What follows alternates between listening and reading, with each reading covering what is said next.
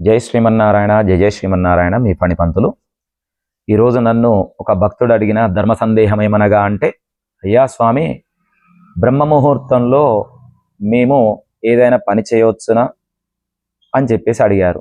అయితే ఆ యొక్క బ్రహ్మ ముహూర్తం అనేది మనము పూర్వకాలము నుంచి కూడా వివాహాది శుభకార్యాలు మరియు గృహప్రవేశాలు ఏదైనా పెద్ద ఎత్తున కార్యక్రమం గనక చేసినట్లయితే బ్రహ్మ ముహూర్తంలోనే చేస్తారు. ఎక్కువ వరకు కూడా బ్రహ్మ ముహూర్తంలో చేసినటువంటి కార్యం ఏది కూడా చెడిపోయిన దాఖలా లేదు. అయితే ఈ యొక్క బ్రహ్మ ముహూర్తం అనేది మనకు తెల్లారగట్ల 3 గంటల నుంచి 2:30 ఆ సమయంలో మొదలవుతుందండి. నుంచి మొదలుకొని 5 లోపు మాత్రమే ఉంటుంది. మీరు రోజువారీ క్యాలెండర్లో చూసుకోండి, బ్రహ్మ ముహూర్తము అని చెప్పేసి ఉంటుంది. ఆ సమయంలో మీరేదైతే పని అనుకుంటున్నారో అట్టి కార్యము విజయవంతంగా జరగాలి అన్నట్లయితే ఆ సమయానికి చేయండి. దానికి తిథి వార నక్షత్ర యోగ కరణములు ఏవి కూడా పట్టింపులో ఉండవు.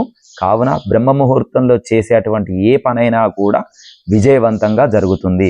ఆ సమయాన్ని గమనించుకొని మీరు వివాహాది శుభకార్యాలే కానీ, నూతన వాహనం కొనడమే కానీ, లేదా ఇళ్ల స్థలాలు కానీ, ఇళ్ళు కానీ అలాంటివి ఏవైనా కొనాలి అనుకున్నట్లయితే ఆ సమయం నందు మీరు గనక మీరున్నటువంటి ప్రాంతం నుంచి అక్కడికి వెళ్ళేటందుకు బ్రహ్మ ముహూర్తంలో బయలుదేరండి.